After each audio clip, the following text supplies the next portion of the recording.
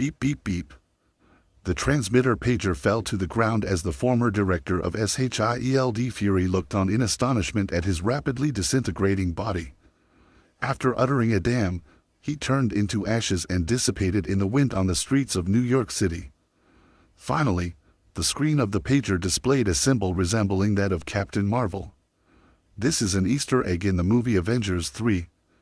As the movie played in the theater, the names of the crew started scrolling upward, signaling the end of the film. That's it. Thanos hasn't been defeated yet. The audience expressed their lingering dissatisfaction as they picked up their belongings one by one and left the theater. A high school student, Lu Ming, sat motionless in the best seat, holding a large tub of popcorn in his hands. He was still immersed in the storylines of Marvel that had just unfolded. No wonder they laid the groundwork with over a dozen standalone Marvel films. Even Doctor Strange, who saw millions of possible outcomes in the future, got tricked by that idiot Star-Lord in the end. Captain America and Iron Man did a great job. Their battles in different parts of the universe were top-notch. Thanos truly is the ultimate boss of Marvel's Phase 3. With a snap of his fingers, he wiped out half of all life in the universe. Spider-Man, who just returned to the screen, and the popular Black Panther, over half of the superheroes died like that. Can they come back to life? Unfortunately, I'll have to wait until next year for Avengers 4. Lu Ming shook his head with a regretful expression on his face. For him, a die-hard Marvel fan, waiting a year was truly agonizing. Agonizing indeed. Guess I'll have to watch it again. Lu Ming stood up from his seat just as the movie credits finished rolling. The names of the crew scrolled across the screen, and a line of text appeared at the bottom. Do you want to enter the world of Marvel movies? Yes/no. When Lu Ming saw the unexpected text on the screen, he froze. Whether it was due to the 3D effects or not, that text seemed to detach from the screen and float in front of him. What the hell? Is this the second Easter egg? Feeling confused, Lu Ming looked around, but he realized that all the other viewers had already left. He was alone in the vast theater. Looking back at the screen, the text still hovered in the center, gradually fading from black to white, about to disappear completely. Is this a prank? Do they think they can scare me, the unrivaled king of skipping classes? Lu Ming chuckled as he thought of his self-proclaimed title before he extended his finger to click on one of the options. However, as soon as his index finger lifted, a sudden electric shock sensation surged through his body from his fingertip. Damn, is this for real? Before Lu Ming could complain, everything went black before his eyes, and he lost consciousness. Lu Ming gradually regained consciousness, with his head feeling like it had gone through a wringer. He sat up halfway from the single bed, bewildered as he looked around the crowded wooden room. It was filled with furniture and decorations in a Western style. Next to his bed were tightly arranged rows of identical military-style single beds. Where am I? Lu Ming wondered, filled with uncertainty. He rubbed his eyes as if suspecting he had mistaken something, then quickly scanned the surroundings. No, he was indeed lying on a bed in a military camp. More precisely, it was a single bed in an old-fashioned Western-style military camp. This can't be real. Did I really cross over? Into the Marvel movie world? Lu Ming couldn't make sense of his situation for a moment. Waking up suddenly in a foreign military camp, combined with the strange options before losing consciousness, he desperately needed to verify his thoughts. He immediately unzipped his pants and lowered his head to check. After a brief inspection, he finally breathed a sigh of relief. Thank goodness, everything was still intact.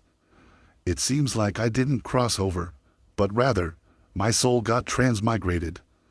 Lu Ming felt both frustrated and helpless at this point. Although he couldn't see his face at the moment, judging by his fair skin and other physical conditions, he could tell that he had transmigrated into the body of a foreign young man who was not much different in age from his previous life. Lu Ming sat on the single bed for a while before fully realizing the cruel reality in front of him. However, considering that his previous life was a mixture of being an orphan fostered by relatives and the bombardment of new things in the 21st century, he surprisingly easily accepted the inexplicable soul transmigration. Since he was here, he might as well make the best of it. Making a fuss or being unable to accept it would only lead to self-destruction. What was more important was that since he was now part of the vast group of crossers, and apparently in a world like Marvel where the mortality rate for ordinary people was high, there must be a golden finger on his body. With this in mind, Lu Ming was about to search his body to see if there were any built-in systems or something similar. Just as he was about to do so, the door to the room suddenly opened, and a blonde and blue-eyed youth walked in. Seeing Lu Ming awake on the bed, the blonde youth paused for a moment, then quickly walked towards him with clear excitement on his face. Lu Ming, who was quick to react, knew that the person in front of him was likely a friend of the original owner of this body, whom he had reincarnated into.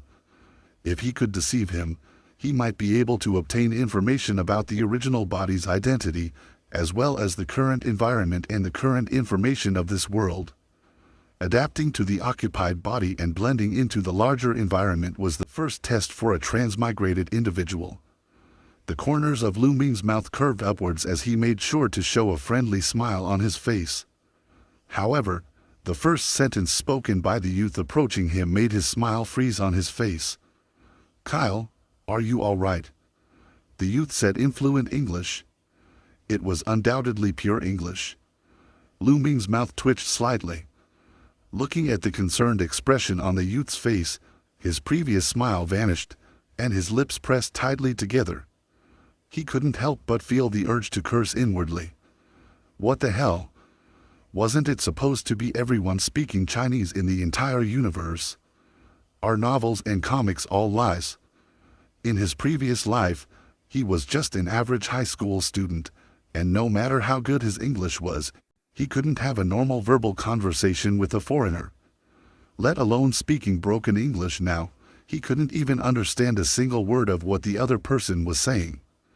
Seeing Lu Ming's face turning pale, the youth's expression of concern intensified, and he continued to speak a series of words in English that went past Lu Ming's understanding. Lu Ming forced out an ugly smile as he clenched his fists covered in cold sweats. He had never imagined that a language barrier could create such a predicament. Just as he was about to take a desperate gamble and respond randomly, several translucent white cards jumped out from the back of the youth's head, floating and rotating around his body. The youth seemed oblivious to the cards swirling around him and continued to express his concerns. 4 white cards. Like encountering a savior, Lu Ming's attention immediately shifted to those cards floating around the youth. American soldier training uniform suit. Bicycle riding. Street fighting skills. Basic English mastery. Except for the first card, which had the annotation item card and was in a non-extractable state, the other 3 cards were labeled as ability cards and were in an extractable state. Without even thinking, Lu Ming ignored the other cards and focused on the last ability card, Basic English Mastery. Basic English Mastery. Can master common spoken and written English. White ability card. Current status, extractable. Whether to extract. Card abilities, extractable. Is this what they call my golden finger as a transmigrator? Without further ado, Lu Ming immediately extracted the card ability of Basic English Mastery from the youth standing in front of him. It was just a passing thought, and within 3 seconds, the extraction was complete. The youth's words, which Lu Ming could now understand, reached his ears. "Are you okay? You look awful. Do you want to go to the infirmary again?" I'm fine. I just haven't fully woken up yet," Lu Ming replied as he tried out his English, which flowed fluently with a local accent. "That's good then." The young man breathed out a sigh of relief as he handed over a glass of water and some medicine, smiling. "Take your medicine first." Lu Ming nodded as he swallowed the pills, took a few sips of water, and relaxed for a moment. Phew, I feel alive again. By the way, my head still feels a bit dizzy. I want to confirm something with you. Where am I? Seeing Lu Ming's serious expression, the youth was briefly astonished but quickly laughed it off as a joke. Kyle, did you hit your head and pass out? This is a training base of the U.S. military. Kyle, military training base. Lu Ming contemplated, knowing that the original body's name was Kyle, and he had naturally accepted Kyle as his new name. From now on, there would be no more Lu Ming, there was only the brand new Kyle.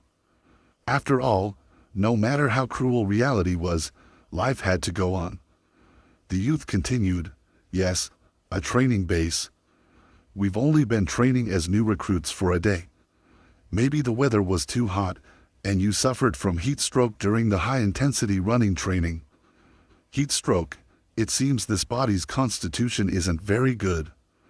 Kyle silently complained, and it was as if suddenly remembering something, and he quickly placed his hands on the youth's slender shoulders and asked anxiously, by the way, let me ask you one more question. Have you heard of the Avengers? It's important. Tell me quickly. Confirming whether this was the Marvel world was his top priority. Kyle, don't shake me so hard. The youth rolled his eyes, almost feeling like his malnourished and frail body would collapse. After Kyle stopped shaking him, he let out a sigh of relief and replied, I really don't know what you're talking about. What is Avengers? Some kind of alliance? What is that? You don't know. Kyle frowned, but quickly remembered something and widened his eyes as he asked, wait, what's the current date? I mean the year, month, and day. Kyle, did you really hit your head? The youth exclaimed in surprise and worry. Just tell me. It's September 1943. 1943, during the Second World War. Kyle fell into silence. Even in the Marvel world, the Avengers didn't exist during World War II. By the way, there is one iconic character in this era. One last question. Kyle took a deep breath and asked with an anxious expression on his face, is there someone here in the training camp named Steve? Steve? The youth's expression became strange when he heard this. Yes, Steve Rogers. Kyle quickly confirmed. In the Marvel world's World War II era, Steve Rogers was the earliest hero to appear in the Avengers. Captain America, he should also be Marvel's earliest superhero. Kyle, what are you talking about? The youth blinked and, under Kyle's puzzled gaze, pointed to himself and said with a smile on his face, I am Steve Rogers. Upon hearing this, Kyle widened his eyes in shock and carefully examined the youth in front of him from head to toe. Compared to a normal young man, he had a slender and delicate figure, simple blonde hair, and a face that appeared seemingly weak but exuded a righteous aura. No wonder it felt somewhat familiar. The youth in front of him was none other than Captain America himself before receiving the super soldier serum. Since he was here, this place was undoubtedly the Marvel world. Kyle had no interest in paying attention to his real-life idol in front of him.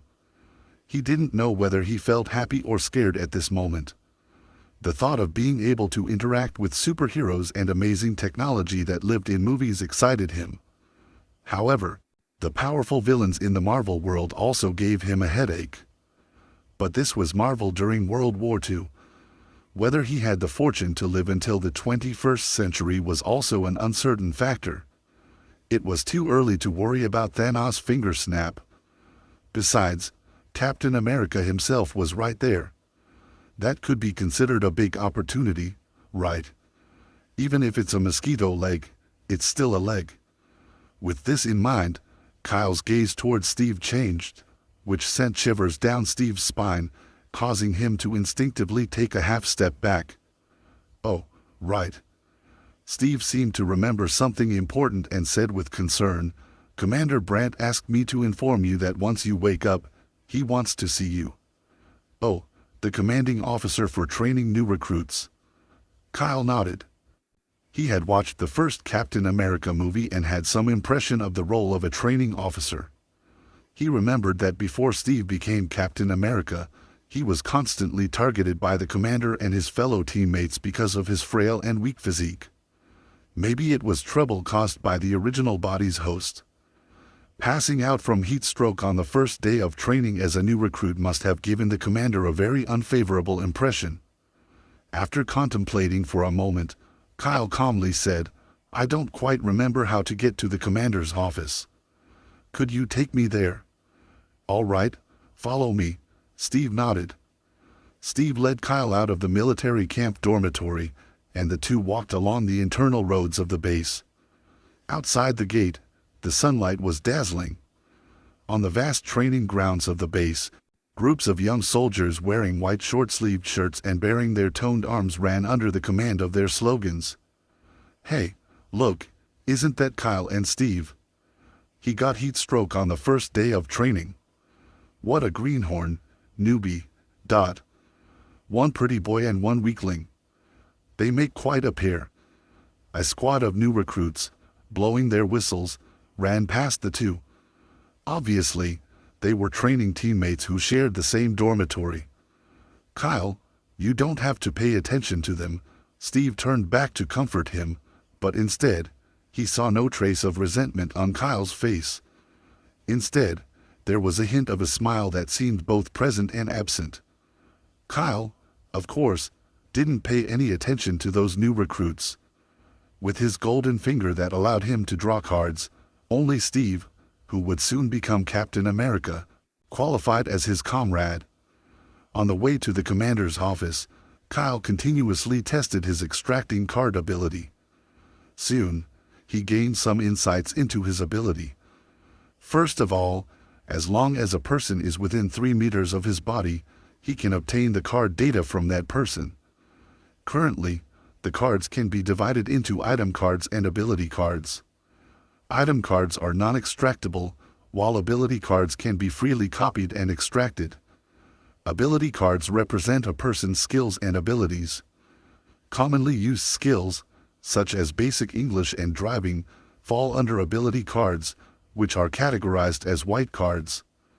Those who have reached a certain level of expertise in a specific field, such as English proficiency or pistol proficiency, have green cards. Green ability cards can also be extracted, but the extraction time is longer than that the time is for white cards. Kyle was still exploring his extracting card ability when Steve suddenly reminded him and patted his shoulder, leading him toward a room. "Reporting, Commander." "Soldier Steve, I have brought Kyle here." Soldier Kyle reporting."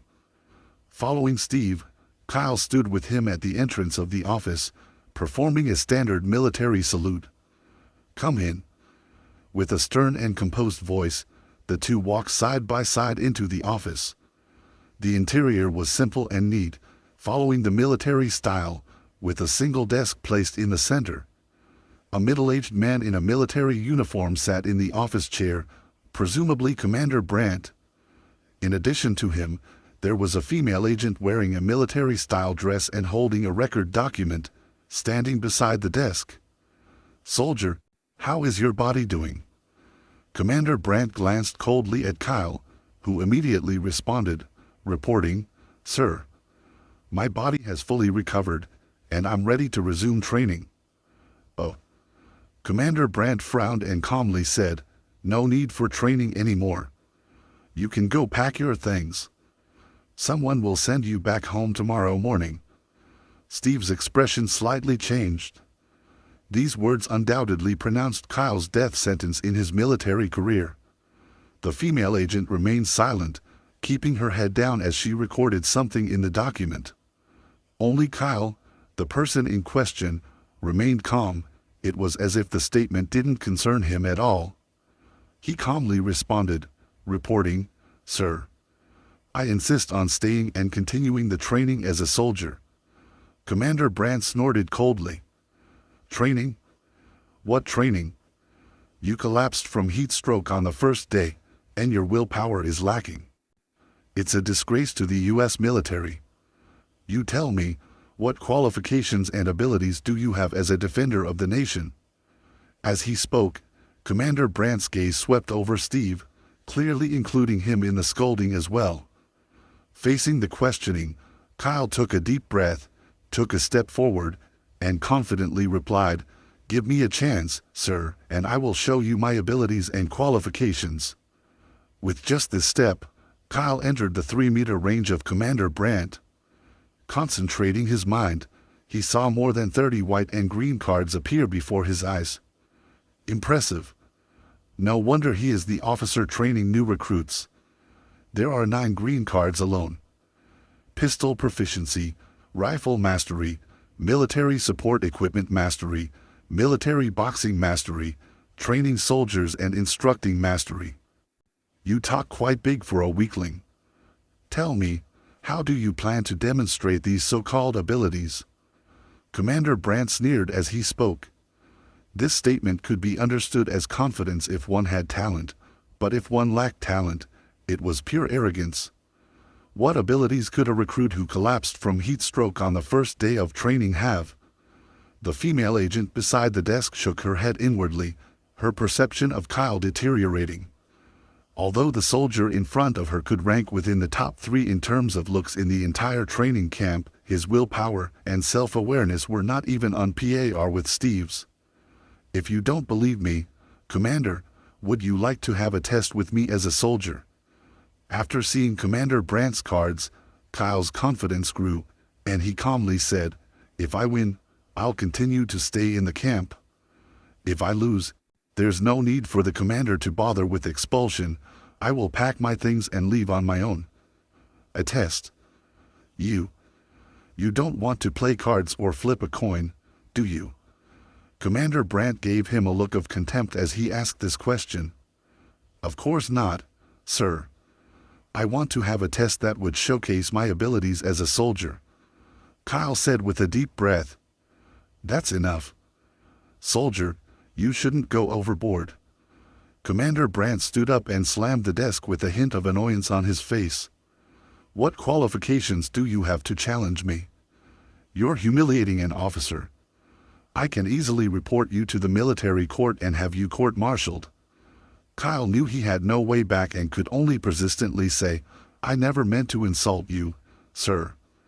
I am serious and want to take this opportunity to demonstrate my abilities as a soldier. You. Commander Brandt was about to say something when the female agent beside him interjected. Soldier, what do you want to challenge Commander Brandt in? Just marksmanship. Any type of firearm will do, Kyle answered firmly. The female agent locked her beautiful eyes onto Kyle, and it looked as if she is trying to find something on his face. Finally, she said, I think we can give him a chance, before returning to her silence. You want to challenge me in marksmanship, huh? I can't tell if you're overly confident or just giving up on yourself, Commander Brandt sneered as he spoke while sitting back in his chair with a silence that spoke volumes. He continued, but I'll make sure you leave from here convinced. 5 o'clock this afternoon, at the shooting range, we'll compete on the 50-meter rifle target. Okay, Kyle breathed a sigh of relief. Everything was going according to plan, and his attention was now focused on the female agent. A female agent who could interject in the commander's words seemed to have some authority. Kyle wanted to see if she had any ability cards that would be useful in the upcoming challenge. With a decisive thought, Kyle directed his attention toward the female agent. At the next moment, he was almost dumbfounded. Far surpassing the commander's 30-odd cards, more than 70 ability cards sprang forth from the female agent. The white and green cards intertwined, almost obscuring her mature and graceful figure. Psychology mastery, medical aid mastery, Morse code mastery, assassination mastery, true rifle mastery, etiquette mastery. There were nearly 20 green ability cards alone. Moreover, among them was a card that was even greener and more vibrant than the ordinary green cards, radiating brilliance. Since this is a wager, can we have this agent as a witness? It would be best to have physical evidence, Kyle suggested with a smile on his face. At this critical moment, he wasn't trying to flirt. After all, extracting green ability cards required 3 minutes of time and had to be done within 1 meter of the target. However, the confident look on his face silenced everyone in the office, including Steve. On the first day of joining the camp, the new recruit challenged the commanding officer to a marksmanship competition. This message was like throwing a high-explosive grenade into a pool, causing a wave of shock and astonishment throughout the training base. What's more, the new recruit collapsed from heat stroke while running, and the officer was a professional training officer of a higher rank. This contrast caused a seismic sensation in the base. Whether it was the soldiers or the other officers, upon hearing about this competition, they were all stunned and couldn't help but feel sorry for the new soldier. Why the hell did that guy piss off Officer Brandt? I heard that officer used to participate in shooting competitions and he even won bronze medals some national tournaments. Is that new recruit out of his mind? He's giving up on himself.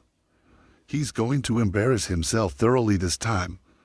Nevertheless, this was something that the gossip mongers loved to see and hear.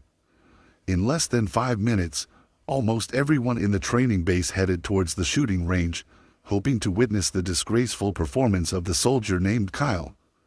"Kyle, you're too impulsive," Steve sighed repeatedly as he spoke. "You hardly even use a gun. How can your marksmanship compare to an officer who has been in the military for a long time? Go back and apologize to Officer Brandt.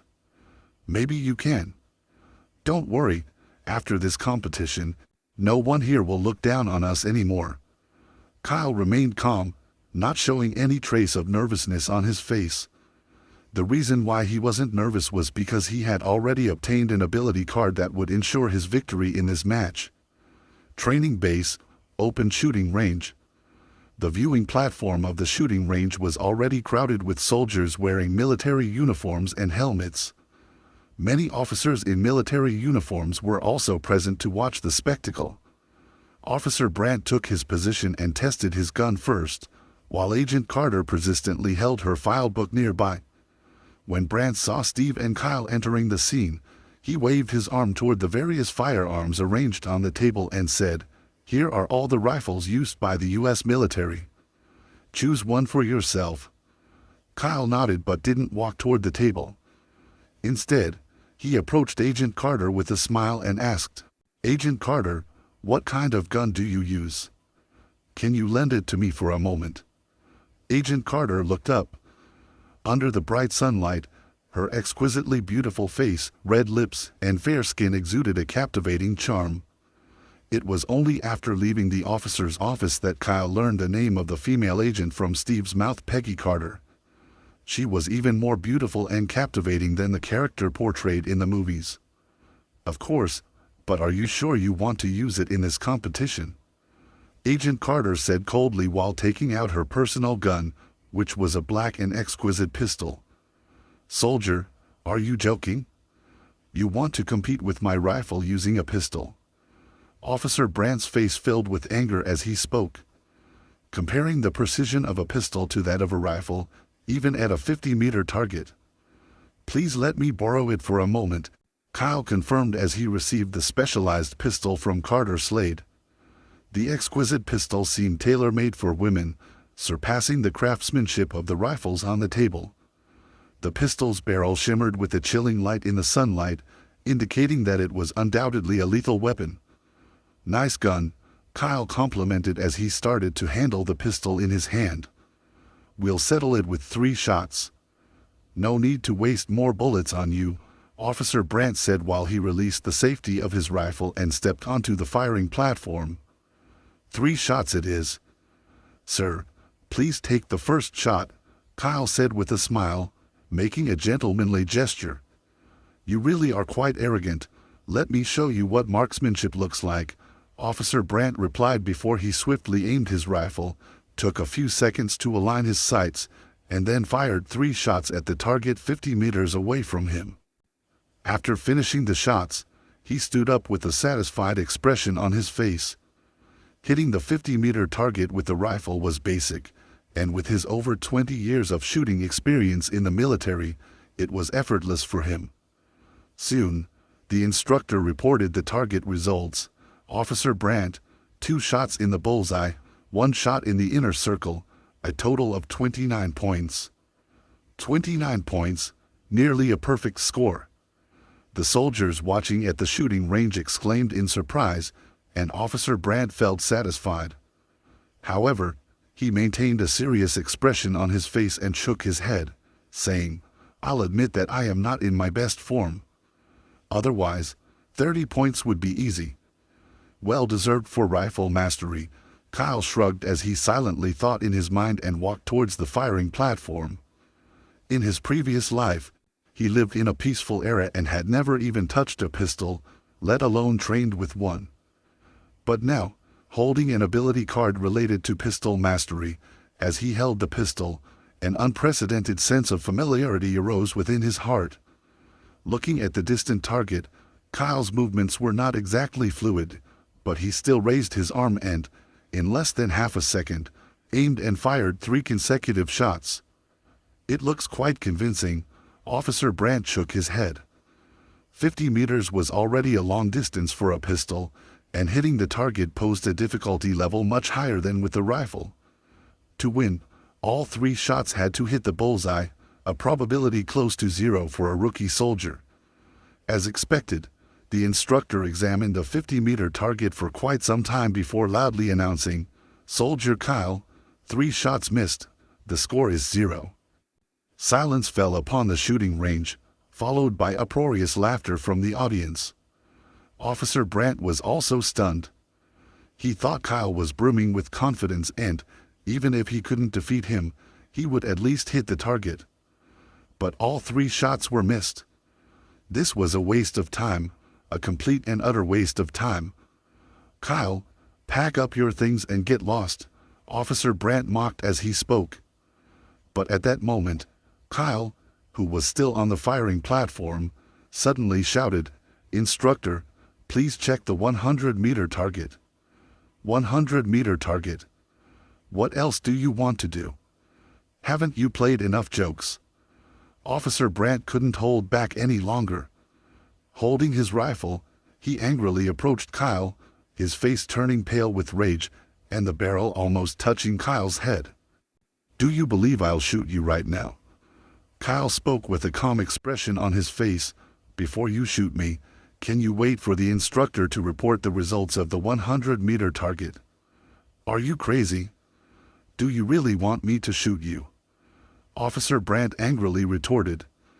Just then, the hurried voice of the instructor reporting the 100-meter target results sounded from a distance. "Our reporting, Soldier Kyle, 100-meter target, 3 shots bullseye, 30 points. The 100-meter target, 3 shots bullseye." The shooting range, which was previously filled with laughter, fell silent once again. Both the soldiers on the field and the officers wore expressions of astonishment. Officer Brandt, in particular, had an incredulous look on his face.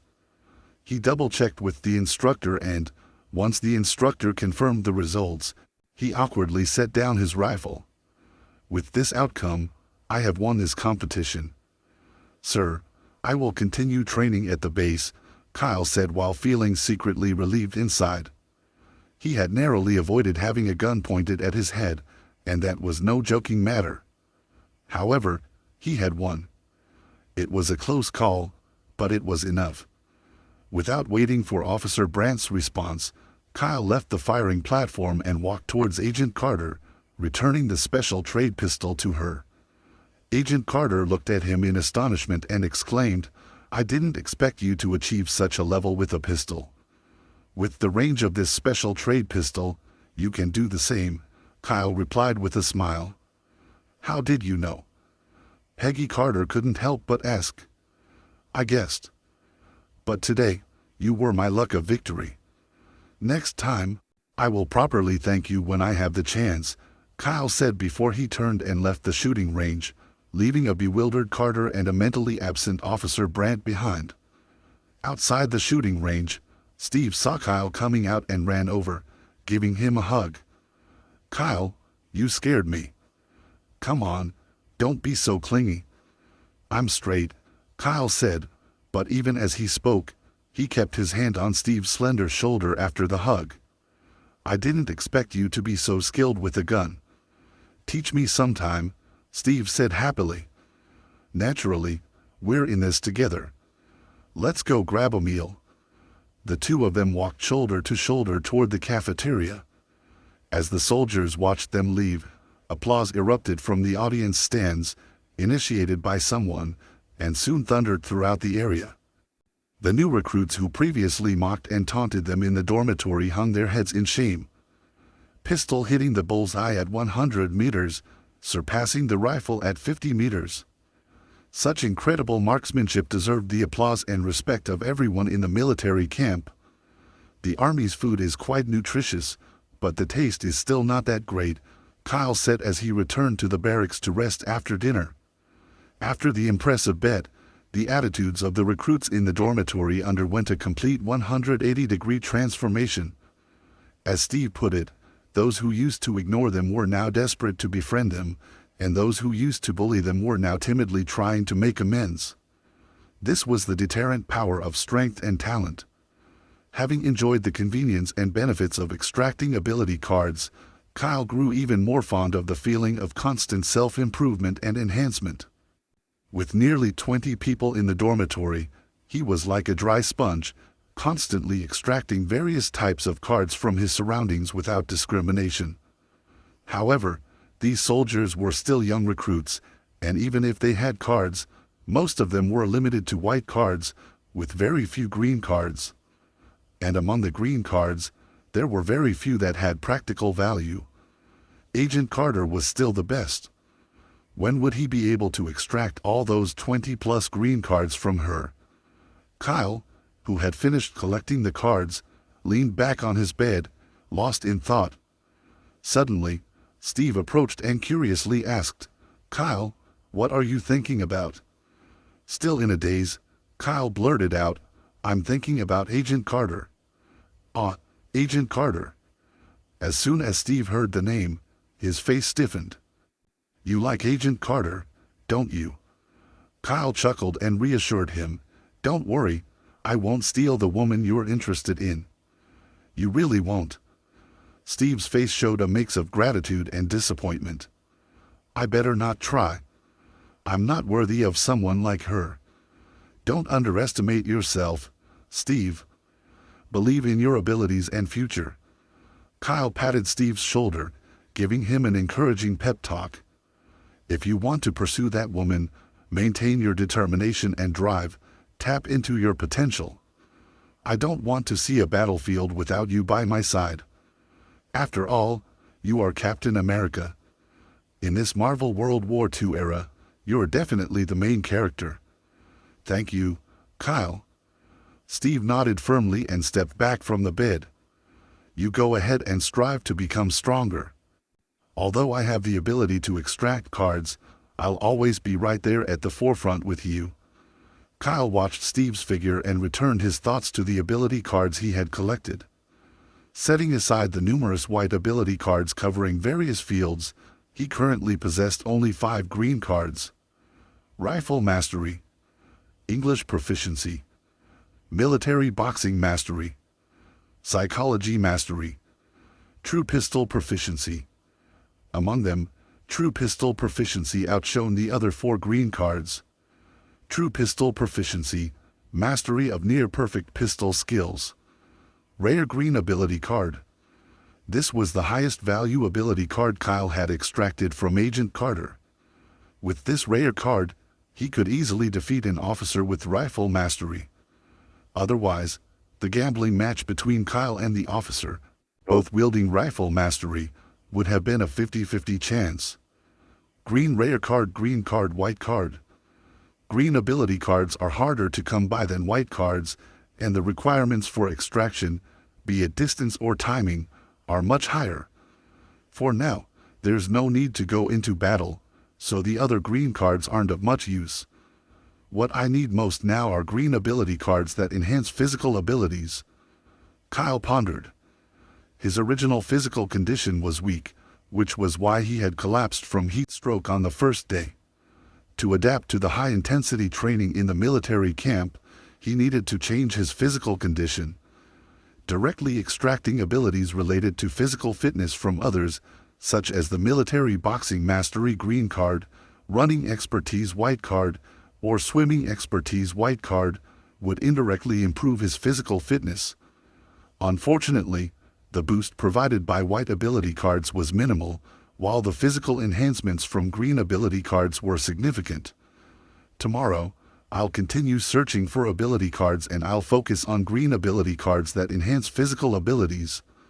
Kyle's eyes sparkled with excitement as he thought of this. Everyone at the military training base would be his prey. Early the next day, after finishing breakfast and completing the morning weight training, the new recruits assembled on the square in neatly dressed uniforms. However, the training officer was not the usual Commander Brandt but another sturdy and tall middle-aged military officer. His Caucasian skin was tanned, and he exuded a strong and imposing aura with his muscular build. Commander Brandt is taking a rest today, so I am taking over today and leading you in combat training. My name is Joseph Kingsley. You can call me Instructor Joseph, the substitute officer said loudly. Understood.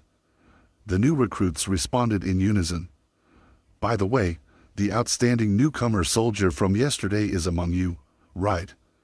Instructor Joseph asked with some curiosity, and all the new recruits turned their gaze toward Kyle from the second row. Steve looked slightly nervous as he kept an eye on his buddy. Soldier Kyle, step forward. Instructor Joseph ordered, and Kyle marched out of the formation. You're quite amazing. Your marksmanship with the pistol yesterday was indeed remarkable, Instructor Joseph praised halfway before changing his tone. But being a sharpshooter alone falls far short of being an excellent American soldier. If an enemy gets close to you, they can bring you down in less than a round. Seems like he's here to suppress my arrogance. Kyle silently mocked himself, but his expression remained humble as he asked, May Instructor Joseph allow me to personally experience it? A blatant provocation. The new recruits behind Kyle felt a chill down their spines when they heard Kyle's words. Instructor Joseph's verbal education paused for a moment, and he felt a hidden anger in his heart. No wonder Commander Brandt was so frustrated that he needed a break. This new recruit is quite audacious. Instructor Joseph smiled instead of getting angry and said cheerfully, Very well, I will let you witness what close quarters combat is all about. What if I accidentally injure you, Instructor? What should I do then? Kyle asked with a concerned expression on his face. I authorize you to fight back freely. That's an order. Instructor Joseph waved his hand, signaling Kyle to make the first move. In that case, I won't hold back, sir. As soon as the words fell, Kyle moved. Within a few steps, he closed the distance between them and entered the range for close quarters combat. He clenched his fists and took action with precise and efficient military boxing fighting skills. Boxing combat, master practical military boxing techniques, focusing on close quarters combat. Green ability card. A connoisseur can tell whether it's real or not with a single action. Instructor Joseph didn't expect that Kyle had perfectly mastered military boxing combat. He could only defend hastily, but he ended up at a disadvantage, being suppressed and struck. Kyle didn't care about the officer's rank or any flashy moves. He smoothly executed the military boxing combat techniques, flawlessly attacking Instructor Joseph as if he were a punching bag during training. This is embarrassing. The expression on Instructor Joseph's face slightly changed as he sensed that the looks of the new recruits had shifted. Since they both possessed the military boxing combat mastery, Kyle's punches were mostly parried, but on the surface, it appeared as if Kyle were overpowering him. Are you done? Merely mastering military boxing combat won't be enough to fight against me. Instructor Joseph changed his tactics, using a combination of strikes and kicks, as he started to overpower Kyle. So this guy got some skills. Kyle panted heavily as he silently thought in his heart, He resisted the opponent's attacks while also diverting his attention to Instructor Joseph's ability card. Military Boxing Combat Mastery, Endurance Combat Mastery, Counterattack Combat Mastery, True Physical Fitness. There were 4 green cards solely dedicated to physical training, and among them, one was a green rare card. No wonder you were able to counter my attacks so quickly even when at a disadvantage. Kyle's eyes brightened as he thought of this after seeing the cards, and he focused on extracting the cards from the instructor's body. Extracting a green ability card required him to be within 1 meter of the proximity of the target and continuously be there for 3 minutes. This was Kyle's true purpose in challenging the instructor. There was no better reason for close-quarter proximity than sparring. Kyle was at a disadvantage but continued to fiercely resist. Instructor Joseph couldn't knock him down, and he intended to stop, but as soon as his body relaxed, Kyle immediately engaged him again, utilizing military boxing combat. "Soldier, do you really want to force me to injure you?" Instructor Joseph gritted his teeth, but Kyle seemed to gain more strength with each passing moment. He continued to engage relentlessly. After 3 minutes, the extraction of counterattack combat mastery succeeded. Kyle felt a warm power circulating throughout his body, enhancing his physical abilities. At the same time, he seemed to have mastered the techniques of counterattacking combat as if he had been practicing them for over a decade. "Fall the fuck down." Instructor Joseph intensified his punches as he silently cursed in his heart. He intended to knock Kyle down, but Kyle suddenly looped his hands and locked his arms, starting to counterattack. Counterattack combat. Military boxing. Kyle, who obtained the amplified card abilities, was closing the gap between their strength, allowing the originally near-ending battle to continue and extend further. Joseph, the instructor, and Kyle engaged in a fierce battle, neither of them able to defeat the other amidst the flying dust. They both looked like master fighters at this moment. The new recruits on the sidelines watched in astonishment as the intense close-quarters combat attracted more troops from the training grounds. Soon, a circle within a circle formed around the 2 combatants. "What's happening over there?" Agent Carter, who was passing by, saw the scene and curiously asked a nearby officer who rushed over. The officer shrugged helplessly and replied, "A new recruit is sparring in close-quarters combat with Joseph." "Joseph?" Carter exclaimed, slightly parting her sensuous lips in surprise. "Yes, Joseph, the specialized training instructor for close-quarters combat," the officer sighed. "I don't know how that new recruit managed it, but he held his ground against Joseph for almost 10 minutes. What's the name of that new recruit?" Carter opened the document in her hand as she spoke. "Kyle. Soldier Kyle." Card extraction succeeded. True physical fitness maintains a robust physique, making the individual healthier than an average person, enhancing endurance and physical strength. Rare green ability card. It worked. Kyle gasped for breath as his sweat soaked through his uniform. He had obtained a final physical ability card. Although the power that clearly enhanced his physical strength surged through his body, the soreness and fatigue were deeply ingrained. With a push of his legs, Kyle leaped backward like a retreating soldier, while Joseph, the instructor, continued to pursue with a low growl. Kyle suddenly raised his hands and said, "All right, I surrender. I'm out of juice. I can't continue." Joseph, also panting heavily, but he stopped his fist just in front of Kyle's nose at the last moment. With his bristling beard, he said, "What's wrong? Can't go on. I must admit, sir, you're stronger in terms of power, speed, and fighting skills. I concede. If it weren't for you holding back, I would have lost my arms and legs long ago." Kyle sat down on the ground and began to flatter Joseph without hesitation. "You brat," Joseph cursed in his mind before he also tiredly sat down on the ground without caring how many people were watching. "At the beginning, I did go easy on you, but later, I fought you seriously. I have to say, soldier, Your talent for combat is the best I've seen in my 20 years of military service. You're an absolute monster." During the dozen minutes of their battle, Joseph, the instructor, felt like Kyle was studying him, rapidly improving his close quarters skills. It was truly astonishing. It was a great fight. "Let's spar again when we have the chance," Joseph, the instructor, said with a smile on his face. He genuinely liked a soldier who could quickly grasp fighting skills. "No problem," Kyle nodded confidently. Besides the 3 physical cards he had extracted earlier, Joseph, the instructor, still had several other green ability cards. "You soldiers," Joseph raised an eyebrow, scanning the surroundings, and shouted, "What are you all looking at? Don't you have training to do? Do you also want to spar with me one-on-one? We're definitely not on Kyle's level, much less yours."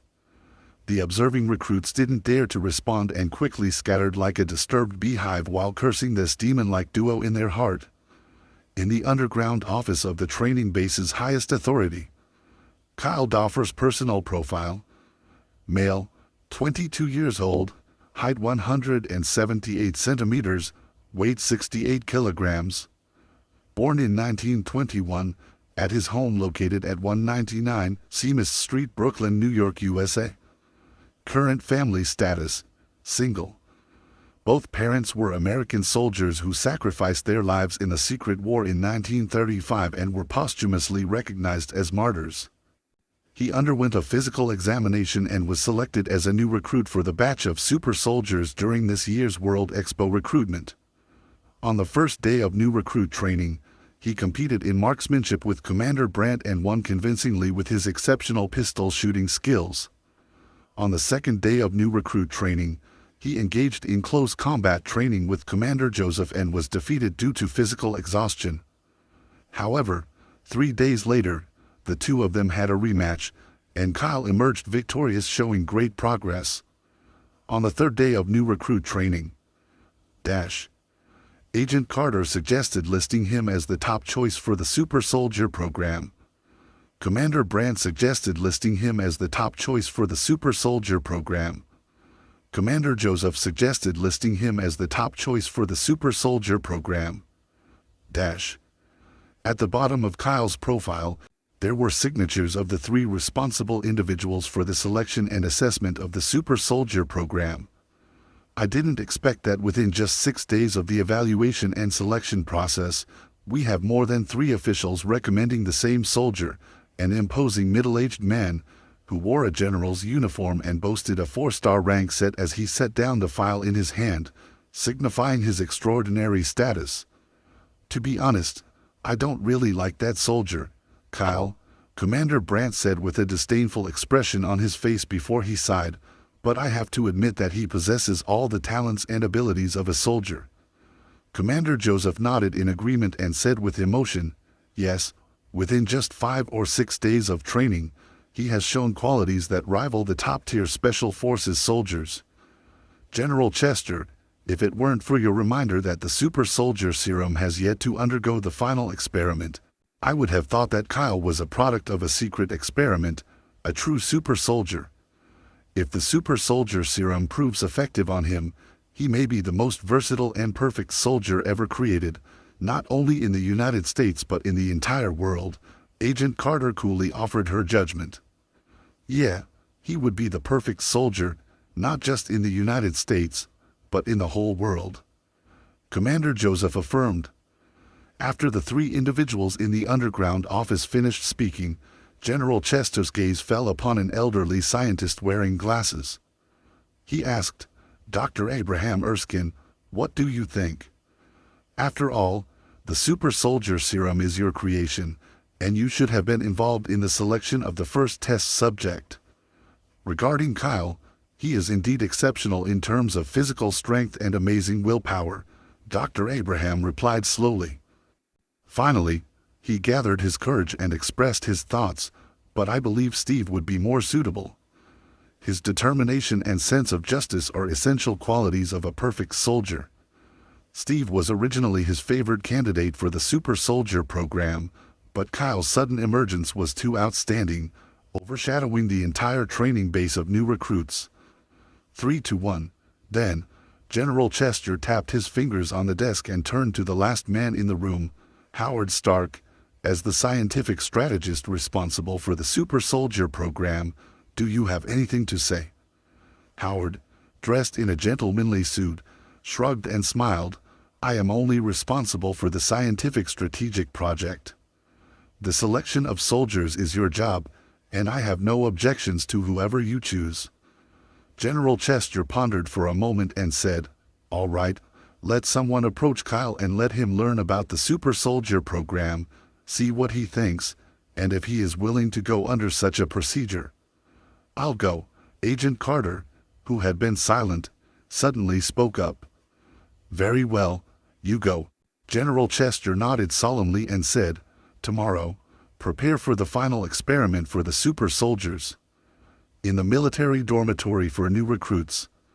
Kyle had just finished showering, his short blonde hair still dripping with water as he stood shirtless in front of the mirror, wearing only a pair of shorts. With his finely chiseled facial features and sun-kissed handsomeness, his most prominent feature was his strong and muscular physique, with abs that resembled those of a trained bodybuilder. A body that surpasses every ordinary individual in physical skills. Is this the result of 10 green physical ability cards? Kyle looked at his reflection in the mirror with great satisfaction on his face. He was confident that he surpassed the Special Forces soldiers in terms of strength, speed, and physique. Moreover, he hadn't had a moment of leisure in these few days. In addition to the physical skills ability cards, he had flawlessly drawn numerous white and green ability cards of various professional skills. Currently, he had accumulated a staggering 36 green ability cards, and the number of white ability cards exceeded 400. This was what people called a genius and all-around ability, nothing less. It has been nearly a week since his rebirth in this universe, and according to the progress of the Captain America movie, the super soldier experiment should have started. Kyle was contemplating this when he heard a loud noise, and the door to the dormitory was pushed open. Steve. Kyle walked out of the bathroom in confusion, but when he saw a beautiful woman entering the dormitory, his expression turned to surprise. Agent Carter? Are you lost?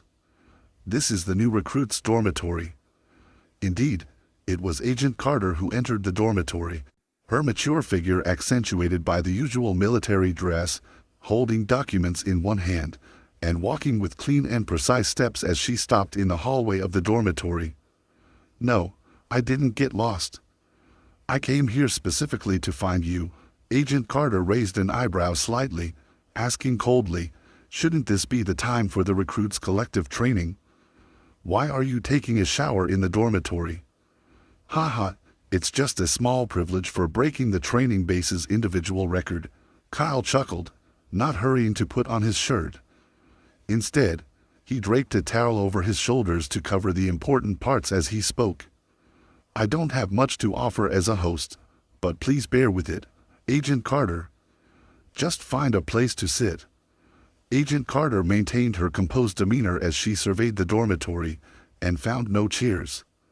In the end, she chose to sit on the edge of a bed. So, what's the matter? Why are you looking for me? Kyle wasn't polite either, using the towel to dry his damp hair, leaning towards the other side of the bed where Agent Carter was sitting. The single bed left less than a meter of space between the two. Why are you sitting so close?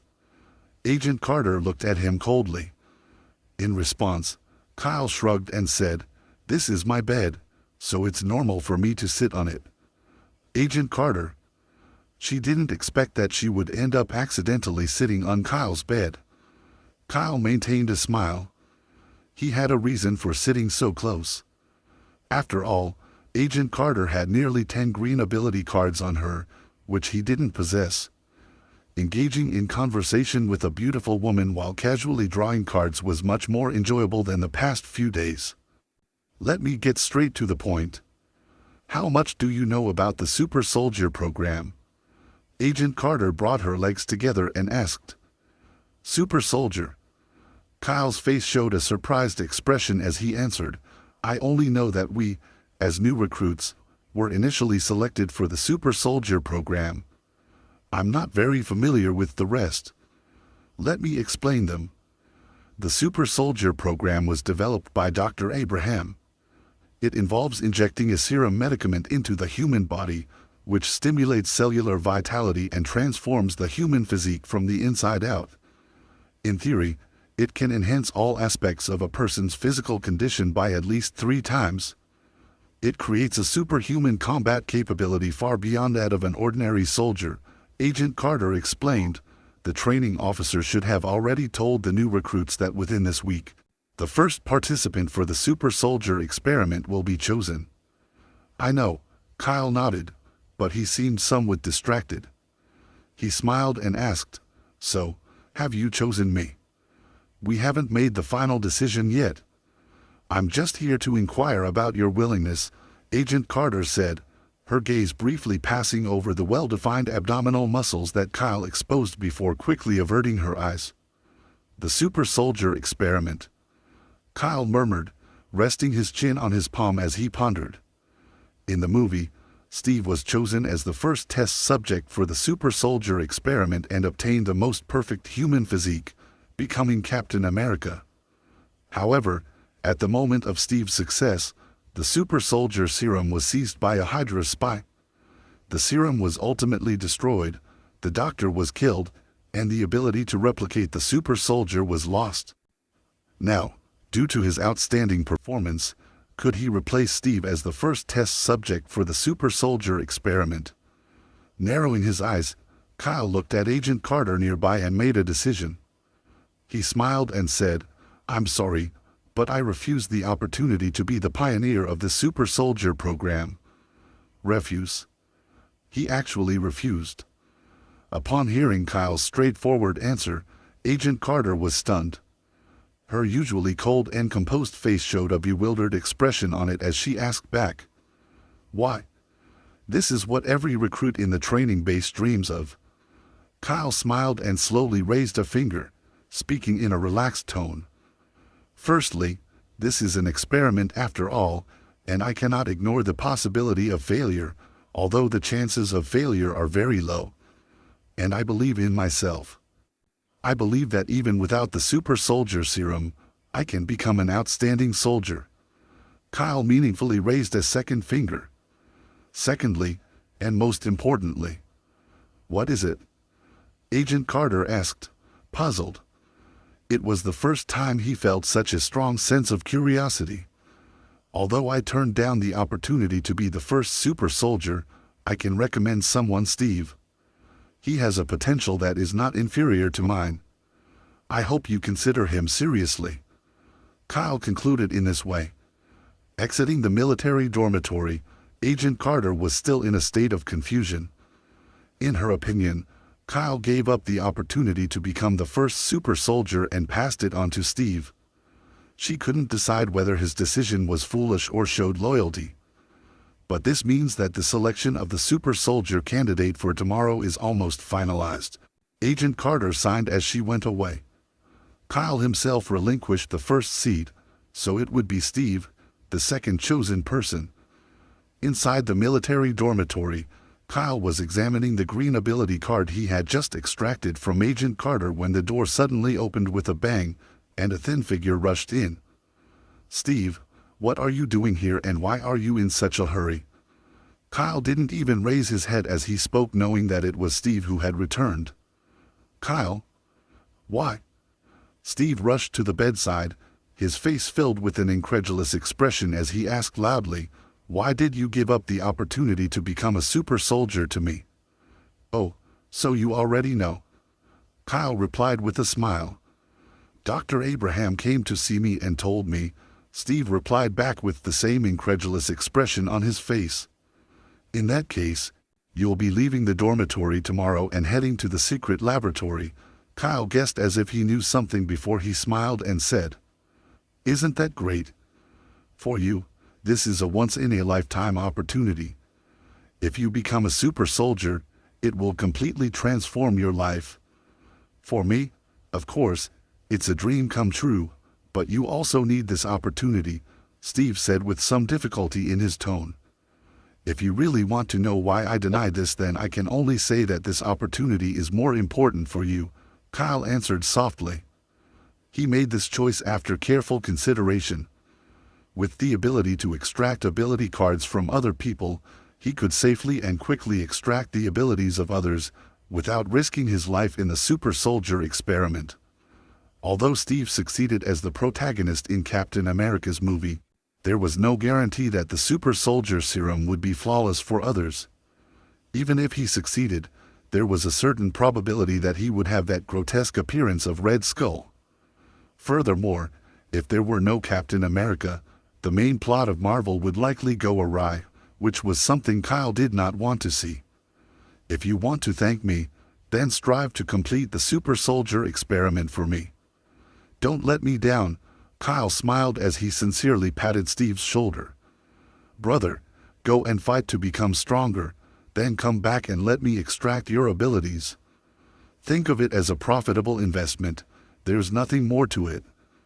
Kyle, you're a really good person. Steve, unaware of the whole truth, had tears in his eyes that sent chills down Kyle's spine. He almost kicked him off the bed. The next morning, Steve packed his belongings and secretly left the training base. No one among the recruits knew where he was going, except for Kyle. The Super Soldier program was officially underway in a hidden underground base. Another day passed. Commander Brandt gathered all the new recruits at the training base and announced the termination of the Super Soldier project, causing an uproar among the recruits. Kyle knew that everything was proceeding according to the normal trajectory of Marvel's history. The first super-powered artificial hero in Marvel's history, Captain America, had quietly come into being. Inside the commander's office. It's a pity. Dr. Abraham is dead, and the super soldier serum can no longer be produced. Kyle, you lost your only chance to become a super soldier. Commander Joseph expressed his regret to Kyle, and he genuinely felt sorry for him. This is God's choice, Kyle sighed in response, but internally, he remained unruffled. With the ability to extract cards, who said he couldn't become a super soldier without the super soldier serum? Kyle made a request. Commander Joseph, I heard that Steve succeeded. Can I go and see him? I'm afraid not. Commander Joseph shook his head, explaining, Steve is currently in the secret base, undergoing personal training to adapt to his new abilities. General Chester has given orders that no one should disturb him. Then when will his training be completed? Kyle asked anxiously. I'm afraid it will take at least several months, Officer Joseph answered truthfully. Several months? Kyle frowned. This was similar to a scene from one of Captain America's movies, except he didn't expect the training to be completely isolated. Without access to Steve, he wouldn't be able to extract his ability card. Several months will pass quickly. By the way, General Chester has new instructions for you, a new mission, Officer Joseph said with a serious expression on his face. Soldier Kyle, due to your outstanding performance during the training period, you will be sent as a superior recruit to participate in the mission with the 102nd Division on the front lines of the war. To the front lines. Kyle's heart skipped a beat when he heard this. This sudden and significant news exceeded his imagination. Kyle, you are about to face real war. Don't die so easily at the hands of the enemy, Officer Joseph said, placing combat uniforms, rifle ammunition, and the mission information for the front lines on the desk. Yes, sir, Kyle spoke as he took the items, feeling a bit overwhelmed. He never expected to be sent to the front lines so soon, to participate in World War II. His plan was to obtain the super soldier ability card from Steve and then face the war with a strong guarantee, but he didn't expect it to happen so suddenly. This was also a consequence of Kyle's exceptional performance during these days of training, which led to his early graduation from the training base and deployment to the front lines. Officer Joseph waved his hand in farewell.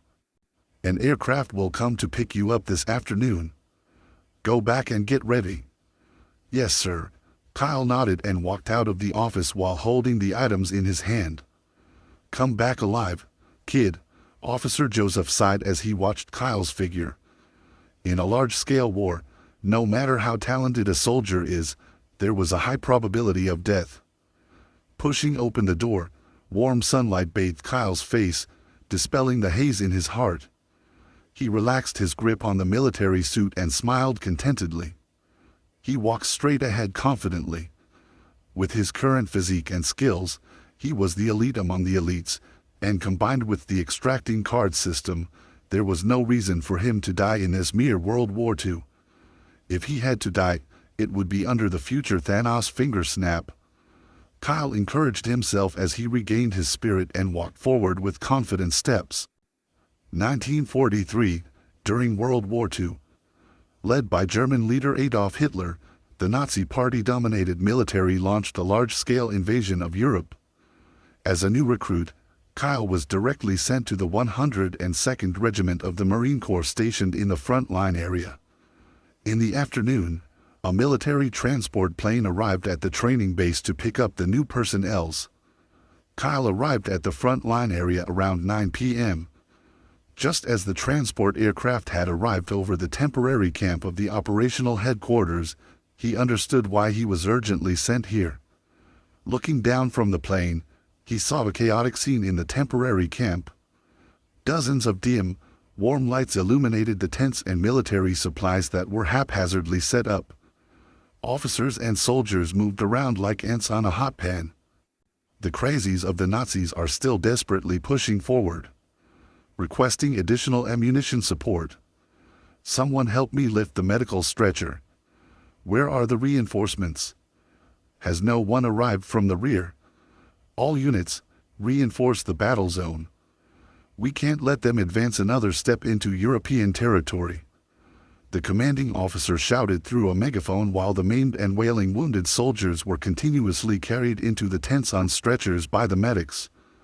Bloodied soldiers carried newly arrived ammunition supplies from the rear, boarded muddy military vehicles, and drove into the darkness heading towards the battle zone. The renowned and disciplined U.S. Army was now in disarray. Soldier, are you the new reinforcements? A bearded officer, drenched in sweat, approached Kyle and grabbed him as soon as he got off the military helicopter.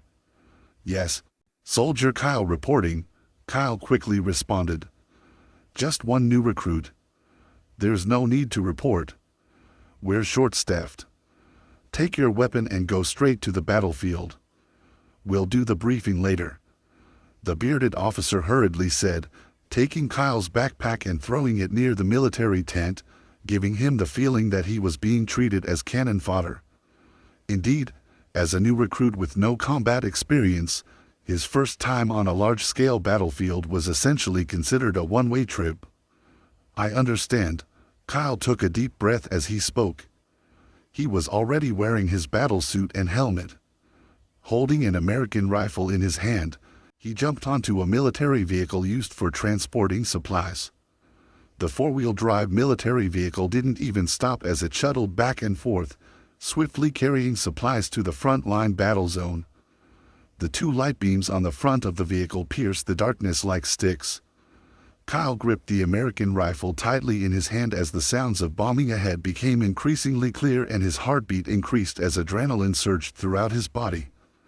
I don't seem to be scared, but rather vaguely excited, Kyle murmured to himself as he felt the feeling in his heart.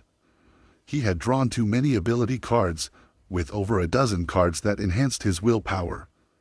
Well, let's shift my focus. Kyle's gaze fell on the supplies in the rear compartment of the vehicle. With the thought, a series of densely packed item cards appeared on the surface of the numerous boxes. Medical stretcher, emergency medical kit, military canned food supplies, American hand grenade, American rifle, collective term for American rifles, box of medium caliber rifle ammunition. The above were all numerous white item cards, interspersed with a few green items, such as high explosive grenade, high magnification sniper rifle, and compact rocket launcher. These item cards are different from before. They are all in an extractable state. Ah, I see. Kyle's eyes lit up as he muttered to himself, private items held by others cannot be extracted by me. But these supplies, for the time being, are considered ownerless, so I can freely extract them and convert them into item cards to carry with me. No harm in taking advantage of them. Kyle immediately began extracting items from the vehicle, converting some of them into item cards to carry with him. After all, these supplies were hastily transported for frontline combat and no one would notice if there were fewer supplies. However, he had initially thought that extracting the green item cards would take at least 3 minutes, just like the green ability cards. But he was surprised to find that extracting ownerless items only took 3 seconds. 5 rocket launchers, I'll take 2 of them. As Kyle reached the end of his extraction, he hesitated for a moment. Suddenly, a burst of intense gunfire erupted, and after the driver of the military vehicle let out a scream, the vehicle violently shook and came to a stop after colliding with an obstacle. Ambush. Kyle reacted quickly as he immediately put himself on high alert. He crouched down quietly, holding his gun and pressing against the rear wall of the vehicle compartment, his ears pricked to listen for any sounds outside. Tap, tap, tap. Several sets of footsteps approached rapidly. Kyle quickly realized that the enemy didn't seem to intend to destroy the supplies vehicle directly but rather to plunder it. They don't want to destroy the supplies on the vehicle. This is my opportunity. Kyle remained unusually calm as he perfectly demonstrated his expertise with over 100 practical skills and ability cards. With his right hand holding the gun, Kyle extended his left hand into the air and a green item card quickly materialized between his 2 fingers. Unlike ability cards that only manifested within his own skills, item cards were originally physical objects transformed into cards. Therefore, item cards could be materialized or dematerialized or even returned to their original state for use. Be careful, let's go take a look. Don't let your guard down. 2 enemy soldiers approached the vehicle cautiously while conversing quietly in German. They jogged towards the military vehicle with a green tarp covering its rear compartment. Just as they were about to use their bayonets to pry open the tarp, a dark metallic item was thrown from inside. Shit, a grenade. Get down. The words had just left their mouths when the 2 German soldiers in the front were instantly blown apart by the grenade. Shrapnel and flesh splattered in the darkness, and a figure quickly dashed out from the rear of the vehicle. We've got enemies. The remaining 3 German soldiers, who were on guard not far away, shouted and tightly gripped their triggers, unleashing a barrage of bullets toward the rear of the vehicle. However, all their shots missed, hitting the ground and their fallen comrades' bodies. That figure was too fast. Taking advantage of the darkness and the distraction caused by the high explosive grenade, Kyle's figure remained untraceable. By the time they realized and tried to locate him, Kyle had already launched a fierce counterattack. Bang! A loud gunshot rang out from the darkness, and the foremost German soldier was shot directly in the forehead, his head exploding in a mixture of red and white as blood and brain matter sprayed backward. The remaining 2 soldiers, still terrified and unable to determine the direction of the gunfire, were greeted by 2 more gunshots. Not more, not less, exactly 3 shots. The sound of the gunshots was like the verdict of death, and the remaining German soldiers quickly joined their fallen comrades on the ground. Not bad. Kyle emerged from behind a tree, shrouded in the night. He surveyed the bodies of the fallen soldiers lying in a pool of blood. When he had just rushed out of the rear compartment of the vehicle, he had also glanced around to confirm the enemy's position. After evading the first intense barrage of bullets, he proceeded to accurately shoot his targets. In his first real battle, he had flawlessly killed 5 enemies without getting injured himself. It could be called a perfect victory. This is my first time killing someone. Kyle looked at the nearby corpse of a German soldier, whose eyes were still wide open, clearly unable to accept his fate. There was no joy or sorrow on his face. He was as cold and indifferent as the god of death. Kyle had expected that experiencing his first kill, combined with the extremely bloody scene before him, would at least make him nauseous. But in reality, he felt nothing in his heart. An unwavering resolve reminded him that if he hadn't killed them, he would now be lying on the ground as a lifeless corpse instead of them. It's not for the sake of some American-style justice of protecting home and country. I'm only doing it for myself. And in order to survive in this world and establish a stable foundation, I'll achieve my own accomplishments. Kyle coldly spoke to the bodies on the ground. Encountering me can only mean you've had terrible luck.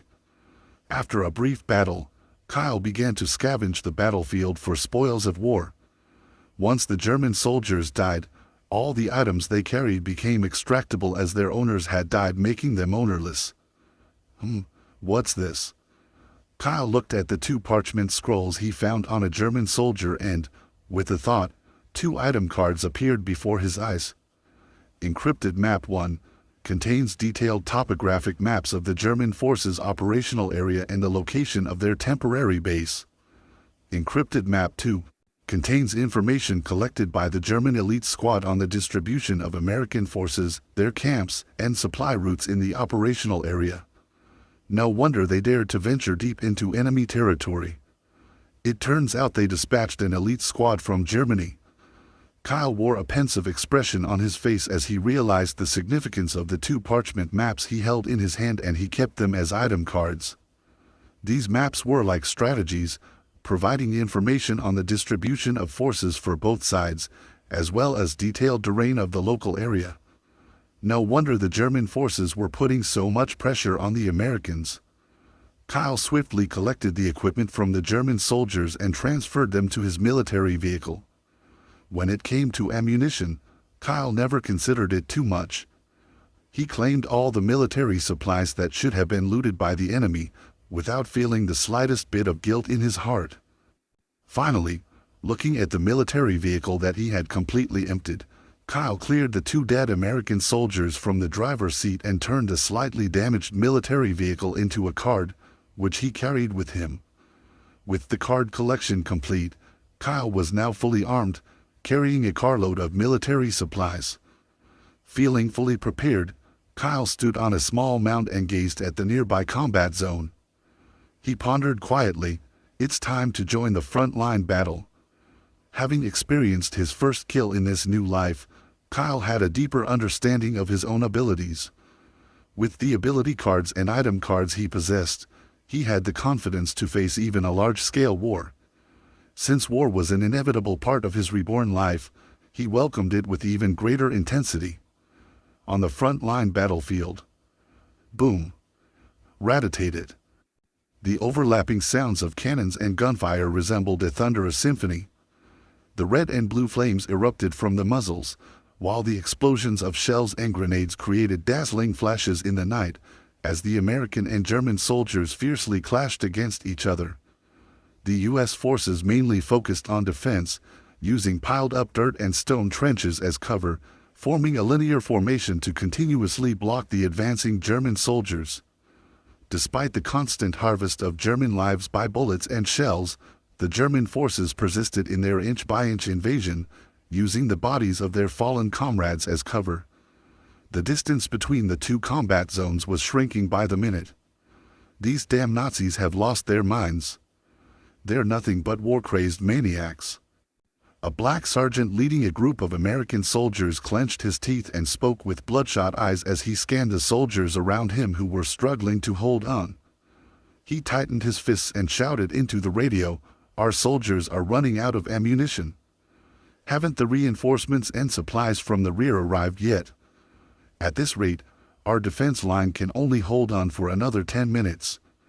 Before the sergeant could finish his sentence, a heavy artillery explosion roared in the area, and a shell landed a few meters away from him, obliterating a nearby soldier. What's this? The sergeant was thrown to the ground by the shockwave of the explosion. Ignoring the ringing in his ears and the discomfort in his body, he struggled to stand up and looked forward from the destroyed trench and saw a huge machine crawling like a monster. The wheels on that machine crushed the bodies of countless German soldiers into mincemeat as it moved. Those damn Nazis. They held back until now, and they even deployed tanks. I was wrong. It's not 10 minutes, it's 10 seconds before our defensive line is breached. The sergeant's face was filled with despair as he looked at this scene. As the German tank advanced while adjusting its firing direction, a loud, thunderous explosion resounded behind the sergeant just moments before the second shell was fired. Boom! The rocket artillery not only produced a piercing sound but also emitted thick smoke from its tail, tracing a parabolic curve through the air. With impeccable accuracy, it crossed a distance of 40 meters and landed directly on the barrel of the German tank. Coincidentally, the second shell of the tank had yet to be fired from the barrel, but it was instantly engulfed in a brilliant explosion, turning the tank into a pile of scrap metal. This caused significant casualties among the nearby German soldiers who were trying to advance. Nice. The American soldiers who witnessed the scene became elated, including the black sergeant. The sergeant's eyes widened as he saw the scene and the situation, which seemed hopeless, instantly turned around with a single rocket artillery shot. Unable to resist, he turned his head to look at the person who accomplished it. Several meters behind a trench defense line, just beyond the soldier's view, a sturdy and handsome young man stood with the rocket launcher slung over his shoulder. It was none other than Kyle, who had hurriedly arrived. Seeing the soldiers' gazes focused on him, Kyle smiled faintly and introduced himself, "Soldier Kyle, here to reinforce the front line." This grueling and brutal defense war lasted throughout the night. From the darkness until the pale dawn broke on the eastern horizon, the German army finally abandoned their suicidal breakthrough attempts and retreated like a receding tide. This could be considered a temporary victory for the American forces. A Pyrrhic victory.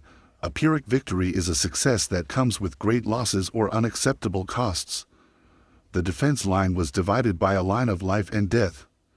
The bodies of German and American soldiers piled up like mountains on the desolate battlefield, turning several miles of land into scorched earth, tainted by dark red blood. Countless surviving American soldiers lacked the strength to cheer. After enduring a night of continuous high-intensity combat, their bodies and minds were exhausted.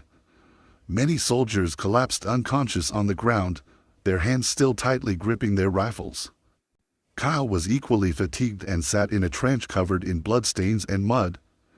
This night's experience was unlike anything he had ever encountered or experienced before. Despite his marksman skills, where a single bullet could claim a life, the harsh survival conditions on the battlefield, combined with the relentless enemy onslaught, put immense pressure on him. It was like a tug of war with death, requiring his body to remain tense at all times. Any slight relaxation could result in bullets piercing through any part of his body. This was the reality of large-scale warfare. Only when the enemy retreated did Kyle throw the red-hot firearm barrel to the ground. The rifle hissed and emitted smoke as it touched the slightly wet ground, clearly rendered useless after fulfilling its duty. "Soldier, your name is Kyle, right?" The black sergeant struggled to approach him. His left eye was completely damaged, and one of his hands hung down due to a gunshot wound. However, he grinned, revealing his white teeth, and said, "Considering how young you are, this must be your first time on the battlefield, right?" "That's right." Kyle nodded while he gasped for breath. "It truly is your first time on the battlefield, and to encounter such a large-scale war. Your performance was exceptional, far beyond that of a rookie. I'll personally recommend you for commendation to the colonel when we return," the sergeant praised. Whatever. After experiencing such a war, feeling alive is already a blessing, Kyle reflected. Indeed. Just being alive is a stroke of luck. The sergeant smiled and said, "Let's wait a bit longer. Reinforcements from the rear will arrive soon to relieve us, and we can rest for half a day." "Rest? I'm afraid I can't do that." Kyle shook his head and tapped the pocket of his military uniform, saying, "I have something important that I need to submit to the colonel. inside the temporary camp at the front line, in the command tent. After last night's battle, we have lost 987 soldiers, while the German enemy has suffered more casualties than us, with a total count of nearly 2,000. The soldier reported the situation to Colonel Marcos. Upon hearing the report, Colonel Marcos furrowed his brow deeply. The death toll of nearly 3,000 soldiers, coupled with countless injuries that rendered them unable to fight, indicated just how brutal the battle had been. The Germans were so desperate to occupy this area last night. They must have intended to make it a strategic zone and then penetrate deep into European territory. Although they temporarily retreated, they won't easily give up. After regrouping, they will soon launch another offensive. Communication officer, how many troops do we have in the rear that can reinforce us? Colonel Marcos's brow tightened as he thought of the future attacks. The communication soldier replied, the remaining forces in other frontline areas are also stretched thin in terms of manpower and military resources. We have 3 units, totaling 300 soldiers, available for reinforcement. One of the units is composed entirely of newly recruited soldiers formed from the training base. New recruits. Colonel Marcos, upon hearing this, couldn't help but shout in anger, what good are new recruits? This is the front line, not a training camp. Just then, a soldier's voice could be heard outside the tent, relaying a message. Reporting. A soldier named Kyle has arrived, claiming to have important information that he needs to notify Colonel Marcos. Soldier Kyle. Colonel Marcos was taken aback for a moment, unable to recall the sudden appearance of this person in the camp. After some thought, he decided to let Kyle in. As Kyle entered the tent, Colonel Marcos looked at him and exclaimed, "Aren't you the new recruit who reported in yesterday?" "Yes, Colonel Marcos." Kyle nodded, recognizing the officer in front of him as the one who received him at the airport and then directly sent him to the front-line combat zone. "What are you here for?" Colonel Marcos asked in a cold voice, feeling unimpressed at this moment. Kyle hadn't even cleaned himself yet, and his battle suit was stained with the foul odor of blood and dirt. "I obtained a crucial piece of intelligence from an elite German squad last night. I believe it will greatly assist in this battle, so I came to inform you immediately after the battle ended," Kyle said as he took 2 paper scrolls from his pocket. "An elite German squad? Intelligence." Colonel Marcos was surprised when he heard this, and he eagerly took the scrolls, asking, "How did you acquire them?" "I killed them and found the papers on their bodies," Kyle shrugged, briefly recounting the encounter with the German elite squad during his journey to the combat zone. "The enemy's elite squad lurking in the rear of our main forces, and you killed them all." Colonel Marcos found it hard to believe. He then nervously unfolded the paper scrolls and saw that they contained maps and numerous coded words used by the German forces. It's indeed the German code language. Colonel Marcos's eyes widened in both surprise and delight. The information they gathered about the combat zone should be on here. Communication soldier, immediately go to the rear and request professional code breakers to come over. "No need. It's not necessary." Kyle waved his hand as he spoke. "Not necessary?" Colonel Marcos and the communication soldier looked at Kyle in confusion. With a tired look on his face, Kyle smiled and said, "I happen to have learned the German code language from the experts at the training base." 3 days later. Inside the underground research lab. Bang! Bang! Bang! In the training area, the oversized punching bag kept flying through the air under the powerful punches. Wearing a sweat-soaked tank top, a tall and muscular young man with blonde hair stood firmly in front of the punching bag. Every punch he threw displayed an unimaginable strength contained in his arms as he relentlessly pummeled the bag back and forth. Agent Carter watched this from nearby, her eyes filled with concern, as she spoke up, "Steve, you should take a break. You've been at it for an hour already." Bang! Steve continued to pound a punching bag with increasing force, his sweat flying off and splattering onto the ground. Agent Carter raised her voice, "Steve," in an attempt to get his attention. Finally, Steve stopped his assault on the bag, which swung back and forth like a pendulum. "What am I doing? Am I really a super soldier? Or just an experiment hidden in the basement? I don't want to be like this," Steve said with a bitter smile on his face. "Steve, your time to fight will come," Agent Carter reassured him. "When? How long do I have to wait?" Steve's face, handsome and full of righteousness, was now filled with a pained expression. He sighed. "Kyle has already gone to the front lines to fight. And here I am, Steve Rogers, entrusted with great expectations, yet left behind to live in peace without even going to war." "Kyle?" Agent Carter fell silent upon hearing the name.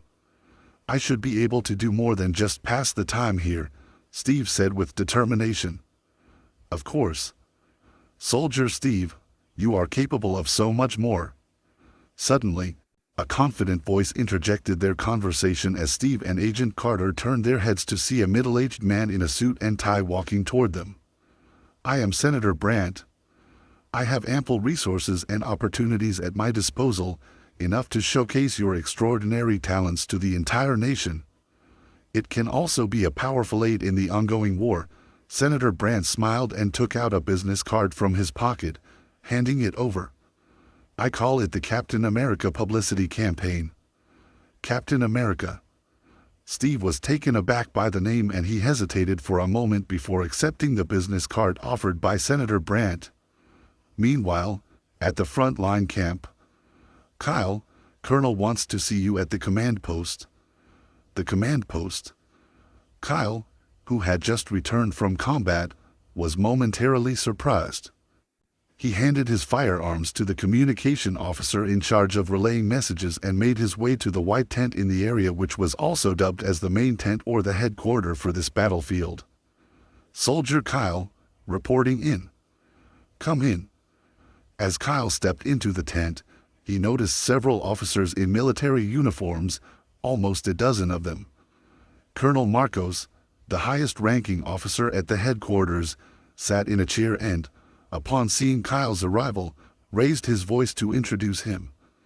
"Gentlemen, this is the soldier Kyle, who brought back 2 pieces of intelligence maps 3 days ago and successfully deciphered them." All the officers immediately focused their gazes on Kyle, expressing their astonishment at his young and handsome appearance. "Soldier Kyle, you have truly achieved a great feat this time." "Yes, I heard that one of the maps contained intelligence about our military camp. If it had fallen into the hands of those Nazis, this place would have been bombarded by enemy planes. Don't forget the importance of the second map. They are both important." Being able to retrieve and decipher the intelligence maps shows the growing strength of our new recruits. A rare talent indeed. Our army needs fresh blood like yours. Kyle found himself amidst a shower of praise until Colonel Marcos cleared his throat and the tent fell silent. "Soldier Kyle, the significant contribution you have made to the army will be duly reported once we secure our victory," Colonel Marcos said solemnly. Kyle's pupils constricted and a surprised expression appeared on his face as he asked, "Victory? Are you saying?" "That's right." Colonel Marcos nodded, spreading out the decoded information from the second parchment on the table. With an imposing aura, he declared, "Thanks to you, the second map reveals several German encampments outside our combat zone. With this information, the general has issued new orders tonight. We will launch our first large-scale counterattack on them. The objective of this counterattack operation is to concentrate our forces and destroy 5 German encampments." Colonel Marcos began explaining the operations and every officer in the command tent listened attentively. It was evident that they had been eagerly awaiting the opportunity for a counteroffensive for a long time now. With the front defense zone continuously under pressure from the German forces, it was only a matter of time before it would completely collapse. But once this counterattack succeeded, it would deal a severe blow to the morale of the German troops. The enemy's large-scale operational base will be assaulted by me and 2 lieutenant colonels, leading 5 or more units, Colonel Marcos explained while gesturing at a large map. The map was a 3-dimensional model specifically designed for military use, clearly indicating the 5 German encampments outside the defensive line. It seems like this is going to be a big one. The colonel is personally leading the operation, intelligence on the enemy's base coordinates, sufficient manpower, combined with the nighttime assault. Winning this battle will not be difficult, Kyle thought to himself. As the one responsible for deciphering the code messages, he had a clear understanding of the information recorded on the map. Upon hearing Colonel Marcos's distribution of forces for the assault plan, Kyle knew that victory was almost guaranteed. This was the importance of intelligence in warfare. The side that seized the advantage often emerged as the victor. Colonel Marcos proceeded to allocate each officer their respective units and provide them with briefing documents for the assault plan. After receiving their assignments for the night, the officers swiftly left the tent to prepare for the upcoming operation. Soon, Kyle found himself alone in the command tent. Did the colonel forget about me? Kyle inwardly grumbled as he looked at Colonel Marcos, who had resumed his seat. However, he didn't waste any time. During the planning meeting, he took the opportunity to extract a few excellent green ability cards from the officers around him. Although accumulating a certain number of green ability cards and stacking similar ones would no longer result in significant enhancements to his physical abilities and skills, Kyle knew they might come in handy in the future. Colonel Marcos took a sip of water and then shifted his gaze onto Kyle. His stern expression softened, and he smiled, saying, "Soldier Kyle, tonight's assault plan is crucial. Although you just returned from the front lines this morning, you will be participating in the operation after resting in the afternoon. Of course, participating in the first counteroffensive against the Nazis would be an honor for me, sir. Tonight, I will give my all, using my full strength to fight the enemy," Kyle declared firmly. "Your determination as a soldier, your eagerness, and your outstanding performance on the battlefield, I have heard about them from several sergeants." Colonel Marcos nodded with satisfaction as he looked at Kyle. He genuinely admired this new soldier, finding him more impressive the more he observed him. Typically, a new recruit sent to the battlefield could be expected to perform at around 70% of their normal capacity. However, Kyle, despite being new, fought like a seasoned veteran, adapting effortlessly to the battlefield. For the past few days, in addition to arranging the counter-offensive plan, Colonel Marcos had made multiple verifications of Kyle's identity at the rear base, fearing he might be a secret spy disguised as a German soldier. Clearing his throat, Colonel Marcos spoke with a meaningful tone, "But tonight, I'm not only asking you to participate in the assault as a soldier." "Not as a soldier? Then what?" Kyle was taken aback, and a strange expression crossed his face. He guessed what was coming and said, "Colonel, you're not asking me to lead a unit to assault the small-scale German transit encampment, are you?" "Correct," Colonel Marcos nodded, assuring him that he wasn't joking. He took a rank insignia badge from a drawer and placed it on the table, stating precisely, "Indeed. Not as a soldier, but as a corporal."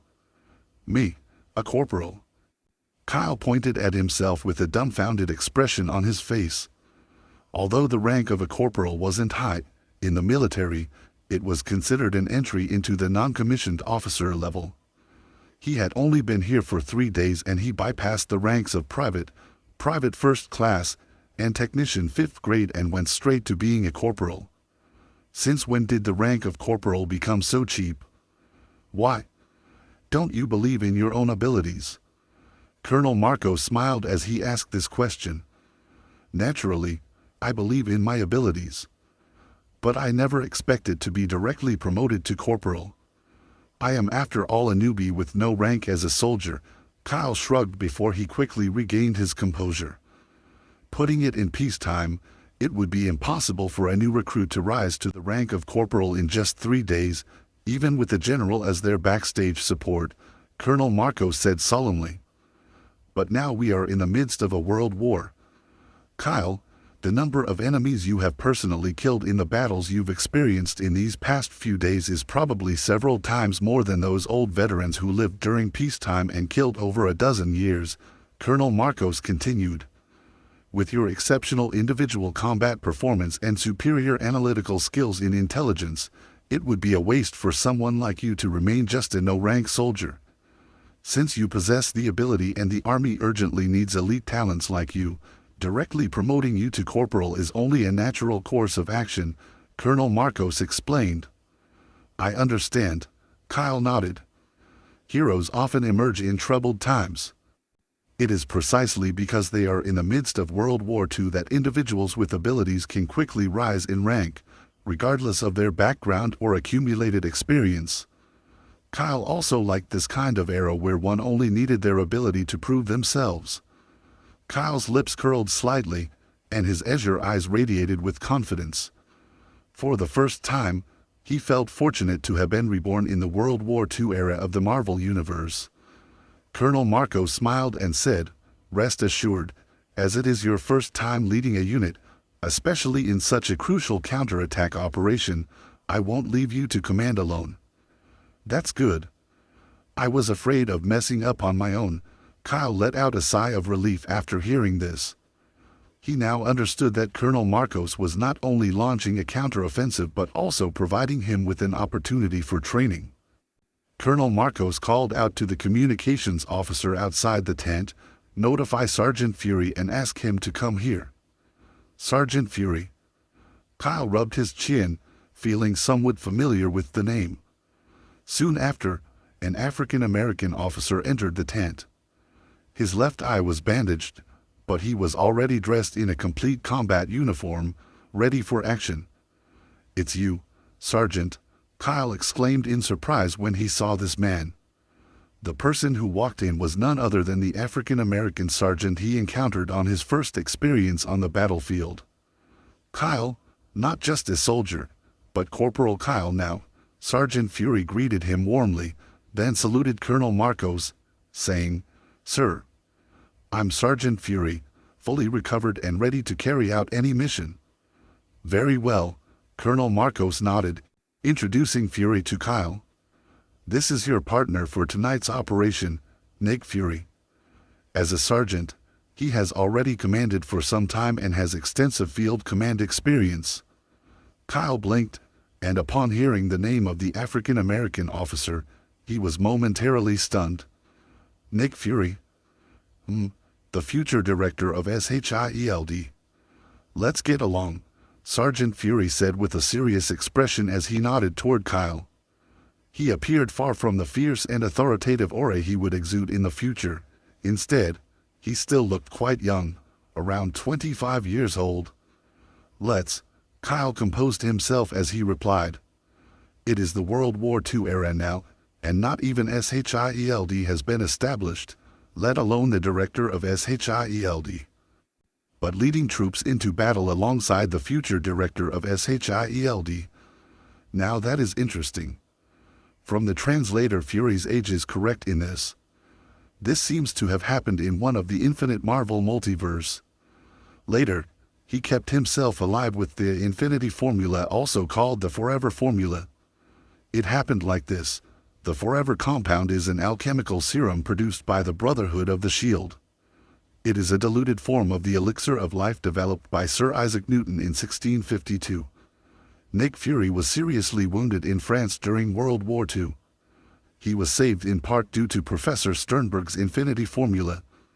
Fury must be inoculated by the serum every year or he will age dramatically. Since Fury's first inoculation, the colonel had to pay a blackmail price to Sternberg every year to acquire the serum, which was the way he was able to remain alive, and he also took the formula from Professor Sternberg later and became its owner. You can search for more information on the internet.